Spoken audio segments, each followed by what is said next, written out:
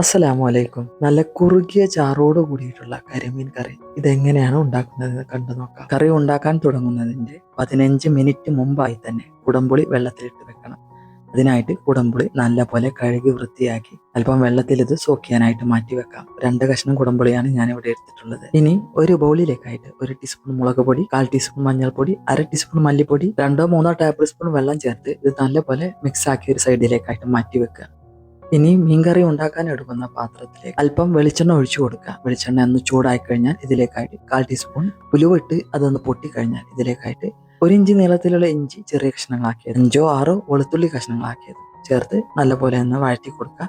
ഇതൊന്ന് മൂത്ത് വന്നാൽ ഇതിലേക്കായിട്ട് 1/2 കപ്പ് ചെറിയ ഉള്ളിയും വലിയ ഉള്ളിയും പാടെ മിക്സ് ചെയ്തിട്ട് കഷ്ണങ്ങളാക്കിയതാണ് ഇതിലേക്ക് ചേർത്ത് കൊടുത്തിട്ടുള്ളത്. ഇത് നല്ലപോലെ തന്നെ ഒന്ന് വഴറ്റിയെടുക്കുക. സവാള നല്ലപോലെ വഴന്നു കഴിഞ്ഞാൽ ഇതിലേക്കായിട്ട് 2 ചെറിയ തക്കാളിയാണ് ചേർത്ത് കൊടുത്തിട്ടുള്ളത്, ചെറിയ കഷ്ണങ്ങളാക്കിയിട്ട് കേട്ടോ. ഈ തക്കാളി ഇതിലിട്ട് നല്ലപോലെ ഒന്ന് വഴറ്റിയെടുക്കുക. തക്കാളി സോഫ്റ്റ് ആയി കഴിഞ്ഞാൽ ഇതിലേക്കായിട്ട് നേരത്തെ കലക്കി മാറ്റി വെച്ച മസാല ഉണ്ടല്ലോ അത് ചേർത്ത് കൊടുക്കുക. സവാളയും തക്കാളിയും വഴറ്റിയെടുക്കുന്ന കൂട്ടത്തിൽ ഇതും കൂടെ ഒന്ന് വഴറ്റിയെടുക്കുക. പിന്നീട് മസാല കലക്കി വെച്ച പാത്രത്തിലേക്ക് അല്പം വെള്ളം ഒഴിച്ച് ഒന്ന് ചുറ്റിച്ചിട്ട് അതും കൂടെ ഒഴിച്ചു കൊടുക്കുക. പിന്നെ നേരത്തെ സോക്ക് ചെയ്ത് വെച്ച കുടംപുളി ഉണ്ടല്ലോ അത് ചേർത്ത് കൊടുക്കുക. 2-3 പച്ചമുളക് എരിവിന് ആവശ്യമായത് അതും ചേർത്ത് കൊടുത്ത് നല്ലപോലെ തന്നെ ഒന്ന് വഴറ്റിയെടുത്ത് മസാലന്റെ പച്ചമണമൊക്കെ ഒന്ന് പോയി കഴിഞ്ഞാൽ ഇതിലേക്കായിട്ട് തേങ്ങയുടെ 2 പാല് ചേർത്ത് നല്ലപോലെ ഒന്ന് ഇളക്കി യോജിപ്പിച്ച് നല്ലപോലെ വറ്റിച്ചെടുക്കുക. ഈ ഗ്രേവിയിലേക്ക് ഇതുവരെയായിട്ടും ഉപ്പിട്ട് കൊടുത്തിട്ടില്ല കേട്ടോ. 1 ടീസ്പൂൺ മുതൽ 1.25 ടീസ്പൂൺ വരെ ഉപ്പിട്ട് കൊടുക്കാം.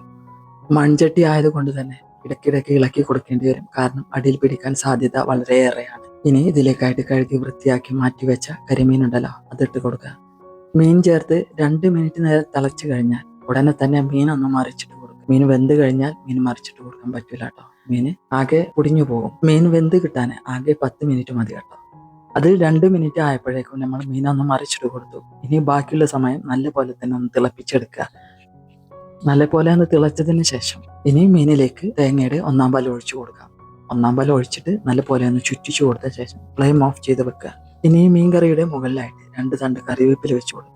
അല്പം പച്ച വെളിച്ചെണ്ണ കൂടി പൊട്ടിച്ചു കഴിഞ്ഞാൽ കറി റെഡിയായി കിട്ടും. വളരെ കുറഞ്ഞ സമയം കൊണ്ട് തയ്യാറാക്കാൻ പറ്റുന്ന തേങ്ങാപ്പാൽ ചേർത്ത നല്ല തിക്കായ കരിമീൻ ഗ്രേവി. നിങ്ങൾക്ക് ഈ വീഡിയോ ഇഷ്ടമായെങ്കിൽ മറ്റുള്ളവരിലേക്ക് ഷെയർ ചെയ്ത് കൊടുക്കുക, ലൈക്ക് ചെയ്യുക, സബ്സ്ക്രൈബ് ചെയ്യുക.